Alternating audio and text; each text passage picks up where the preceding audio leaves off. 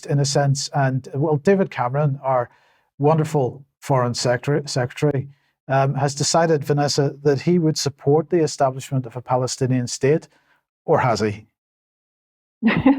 Well, yeah, a number of people have been messaging me and asking me about this. I have to say, most of them have just considered it to be, how to put this politely, nonsense from Cameron, especially at this stage in the ethnic cleansing program that's been carried out against West Bank and particularly the Gaza Strip. But this may well be the reason why. This was an article that came out in Hebrew media in the last 24 hours. I think that first one is The Guardian, just saying that he was considering recognizing the Palestinian state. But, So this is... Yes. And so I think this may well be the reason. This is an article that was published in the last 24 hours in Maariv, which is an Hebrew language media outlet. Temporary military administration and international coalition, Israel's plan for the day after the war. The Prime Minister sends up an experimental balloon. The translation is always quite odd. A new several-step plan formulated by the business group for the future of the Gaza Strip in particular and our relationship with the Palestinian Authority in general. So basically, because the translation is quite bad, I've just summarized the main points. I'm sure that it will be spoken about in various independent media outlets today and tomorrow anyway.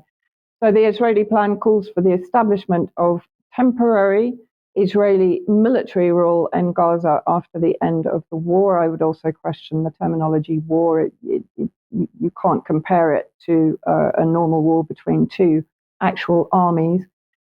It stipulates the involvement of countries including Morocco, Saudi Arabia, Egypt, Bahrain, and the UAE. So again, countries that have largely normalized relations with Israel to establish a new Palestinian Authority. So the current Palestinian Authority, although very much in bed with the Zionist regime, is going to be kicked out.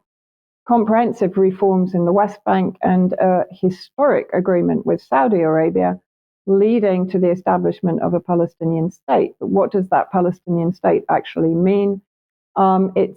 Israel secretly formulated a plan for post-war Gaza and presented it to the Americans to achieve a comprehensive settlement in the Middle East, which includes demilitarization of Palestinian groups and an alternative Palestinian governance totally under control of the Zionists. So what it effectively means, those cantons that are left intact of the ones that have been ethnically cleansed for the last 116 days will effectively then be entirely under Zionist military rule and occupation. So that, I presume, is what David Cameron is approving of.